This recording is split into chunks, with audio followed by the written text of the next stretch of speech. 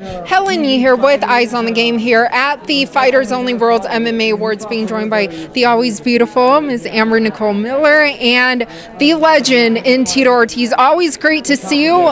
How does it feel to be back at the awards? I know we all spoke last year. Well, I think just coming to these things, it's awesome to just see the guys who've been competing over the last year to get the awards for being some of the great fighters of the world, man. That's what it really comes down to. These guys be able to perform and show the fans how great they are inside the cage or octagon, and they get the awards for who's the best. I think it rewards them really for their hard work. I mean, that's the fighter's life, and I think that it's awesome that they have something like this because you really don't get to see the build-up and how hard they work to get to that fight. So I think this kind of is a way to reward those guys. It's a cherry on top. It's for sure a cherry on top. When our hands are raised after the fights, I think that's where our true reward is. But this stuff is just cherry on top. It's just to kind of showcase us the way we truly are. Well, speaking of great fighters and the cherry on top, yesterday it was announced the big fight, the trilogy between you and Chuck Liddell. Congratulations. But you guys are fighting in Golden Boy MMA? Golden Boy MMA. Okay, can you kind of talk about that? And that will be the inaugural card, or? Yes. So it was probably, about 2.5 months ago. I was on Mike Tyson's podcast, Bite the Mic, and I mentioned something because I heard Chuck come out of retirement saying that he wanted to fight me and he wanted to fight Chael's son and he wanted to fight John Jones, and I was like, I get an opportunity to fight Chuck again on my terms? So I mentioned something on the podcast, and all the guys from Golden Boy, they were like talking to each other, and then it was all over. Like, Tito, were you really serious about that? I'm on 100%. Chuck Liddell said he wants to fight me. I get an opportunity for redemption. I'm in. I want to do it. Let's get Chuck, see if Chuck wants to do it. And then all of a sudden, the next week, I was in a meeting with De La Hoya. The week after that, Chuck was in a meeting with him. And as soon as he got to meet with him, he said he wanted to do it. I signed. And then it took about a month for Chuck to finally sign. He was trying to squeeze for everything it possibly could be money-wise, and there isn't really. It's a cut-dry contract. I signed on it because I wanted to fight against Chuck Liddell. I'm not making millions off this fight. This fight is, I don't make a penny until someone buys a ticket, until someone buys a pay-per-view. I'm fighting pretty much for free. And that's how bad I want to fight Chuck Liddell. And I think it'll just be one of those things that all the hard work I've been doing over the last, 21 and a half years, it's amazing. All the surgeries I've had, but at the same time, I'm healthy. I'm able to put in the work over the last 7 weeks that I've wanted to do, and I bounced back like no other. I just competed last year against Chael Sonnen. I choked him after 2.5 minutes, and he's still fighting in the heavyweight tournament. And it makes me scratch my head. And when Chuck said he wanted to fight, I was like, I don't want to look when I'm 50, 60 years old going, God, I wish I would have took that fight when I was 43. And Randy Couture did the same thing when he was 43. He came back and he won the heavyweight world title. And I get an opportunity for redemption, so that's why I took this fight. It's for the fans. After 25 years of mixed martial arts, UFC in general, this is a fight that's supposed to happen. I just was kind of bummed it didn't happen in UFC. Dana is close friends with Chuck Liddell, and he doesn't want him to get hurt in any serious way, and I really don't give a shit. I want to cave his face in, and that's plain and simple. I want to punch him in his face and get an opportunity to get my hand raised to him. A while back, I've always said that he's been my boy, he's been my friend, we were good friends. He used to stay at my house, sleep on my couch, pick his dirty ass feet on my couch, but you know what? He ain't my friend. He's not my acquaintance. He's my enemy. And now I'm going to fight against him with hatred, and I'm going to cave his face in, and I'm happy to do it on this Golden Boy promotion. And hopefully the end of the card will be great, but at the end of the day, it's about me and Chuck Liddell. Chuck says he's in great shape. I want the 100%, 110% of Chuck Liddell that I possibly can. The greatest fighter that he thinks he is at the time, because the fans are going to get the best Tito Ortiz on that night. Yeah, so, wow, this is extremely personal then. Very personal, very, very, very personal. This guy just always talks so much shit. Excuse my language, but it infuriates me because I try to hold out back in the day for us to make great money. When they made $40 million at the whole revenue of the fight that we first fought, and I made $150,000, I was like, what am I doing wrong that boxers are doing? Boxers are pulling in $15, $20, $30 million, and I'm getting paid $150,000. It didn't make sense to me.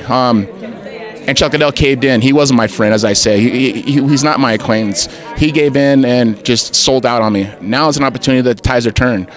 Now my head's straight, everything's right, Everything's on my side. He's battling me in my area of business and of cage of fighting. His last 4 fights, he's been knocked out unconscious. My last 4 fights have been 3-1, and my last one I choked a guy after 2.5 minutes. So I like my chances. I'm a gambling man. I'm a fighter. My whole life I've been put against where people just said I couldn't do something, and then we say that I can't beat Chuck Liddell. I want that opportunity, and I'm going to have that opportunity hopefully by October, November. And with Golden Boy MMA, I mean, is it safe to say that you won't be returning to Bellator? I will not return to Bellator. Nope. Okay, so from now on, I mean, if you do decide to fight beyond this next fight, it would be Golden Boy MMA and with Oscar De La Hoya? Yes, it'll be in Golden Boy MMA with Oscar De La Hoya. He's a great promoter. He understands it. And at the end of the day, we're fighters trying to give back to our fighters. And that's what it's truly about. De La Hoya came to us. He says, I want 40%. You guys can split the rest. And that's total revenue of everything. And that makes sense to me. We're going out and we're putting our body through hell to go in there and compete and showcase the skills that we have and entertain the fans that watch the pay-per-view. This makes sense. Now, when I knock Chuck Liddell out, he'll be done. He'll go back to retirement. Do I compete one more time? Possibly. But other fighters will want to get an opportunity to make that type of money. These guys that are doing million pay-per-views like Johnny Bones Jones or McGregor's, I mean, they're doing over 1 million pay-per-views. Wouldn't they like to get a big chunk of that?